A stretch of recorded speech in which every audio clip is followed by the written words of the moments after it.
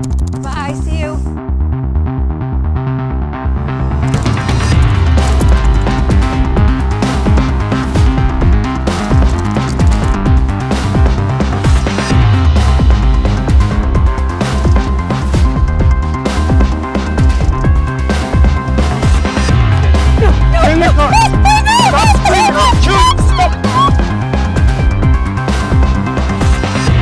Okay, bye, see you later.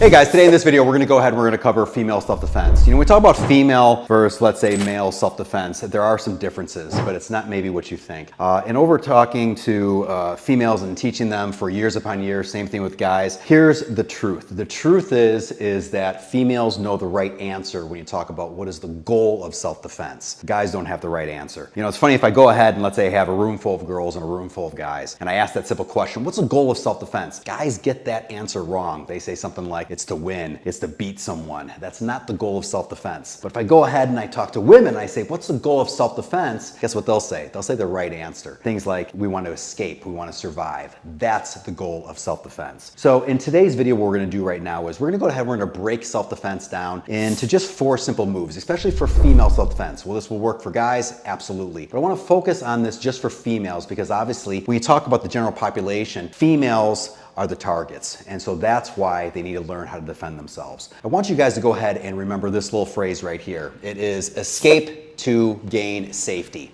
That is the goal of self-defense. You want to go ahead and escape to gain safety. The other reason I want you to learn this little phrase right here is not only to know what the goal of self-defense is, but also what are the moves of self-defense. When we talk about escape right here, each one of these letters stand not only for a specific kind of target, but also a move as well. So the first one we're going to do right here is what's called an eye jab. So I want to bring Stephanie over here, and what she's going to do is she's going to go ahead and do an eye jab. When we do an eye jab, we're not karate chopping, we're not doing like a Three Stooges move right here. We want to use a very flexible arm and we want to flick it out just like this. So if I go ahead and I hold the pad up just like this, Stephanie's going to step in and just flick the pad just like this. One more time.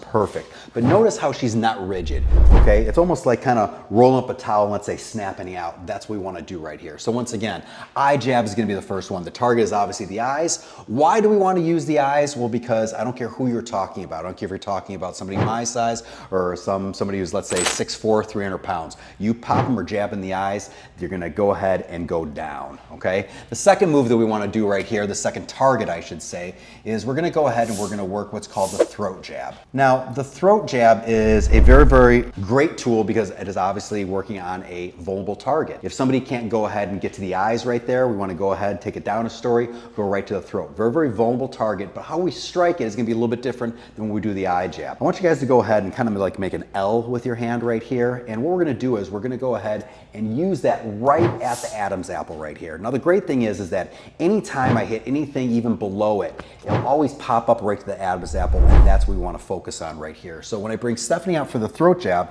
I'm actually going to take the pad right here, and instead of holding it like it's someone's face, I'm going to turn it so you have kind of like a vertical target right here, and she steps on in, she's jabbing, just like that.